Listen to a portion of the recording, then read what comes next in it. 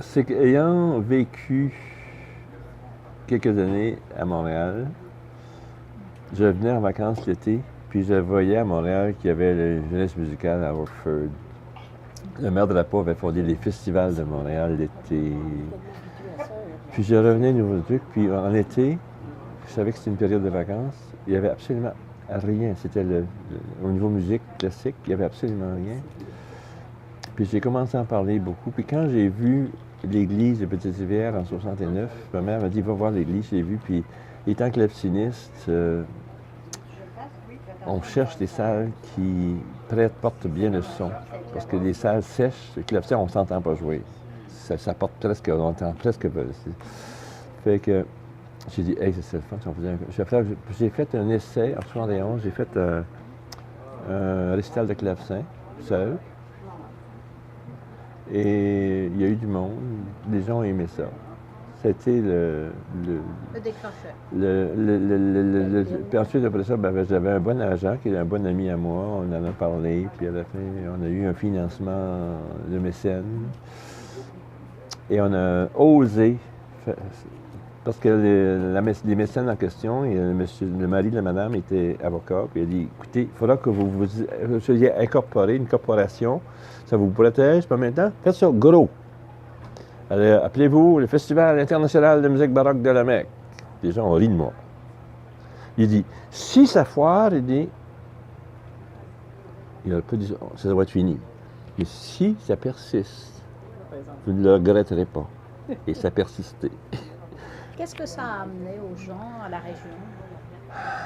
Au contact des musiciens. Au début, les gens étaient intimidés par les musiciens, pensant que c'était des vedettes de télévision un petit peu compliquées, des talons hauts, puis des bijoux, puis des affaires clinquantes, puis des affaires-là.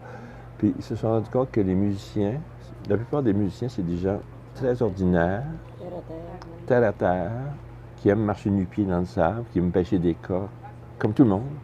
Des coques, comme on dit, des coques stimées ici, là. Il n'y a personne qui résiste à ça, à moins de faire des allergies. C'est ça, tu sais.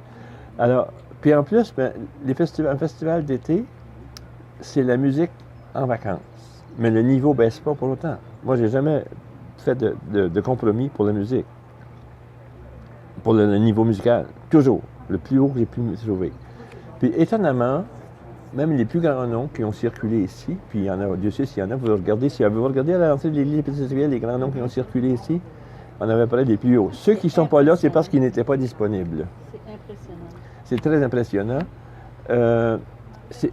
Il me suppliait à deux genoux, est-ce que je peux aller au Festival de la Mecque? Parce que d'abord, c'était un contrat. Ils avaient de la visibilité, et souvent de la visibilité radiophonique, diffusée sur les deux réseaux les réseaux pan-canadiens. Mais ces gens-là sont venus, il y en a des autres qui sont venus pour des cachets tout à fait dérisoires. C'est 800 $. Il y en a une qui nous a demandé un cachet très élevé. Puis encore là, elle a fait 2 concerts. Puis elle avait un magnifique chalet que les gens lui ont prêté gracieusement. Son mari, c'était un botaniste. Il a trouvé des plantes introuvables sur les tourbières ici. Lui aussi connaissait les plaques bières. C'est la fameuse soprano allemande Barbara Schlick. Wow. On a eu Barbara Schlick ici. Les gens me disaient, les gens du festival de la bière, les festivals partout, ils disaient, mais comment t'as fait pour avoir Barbara Schlick? Ah, je dis, c'est mes secrets.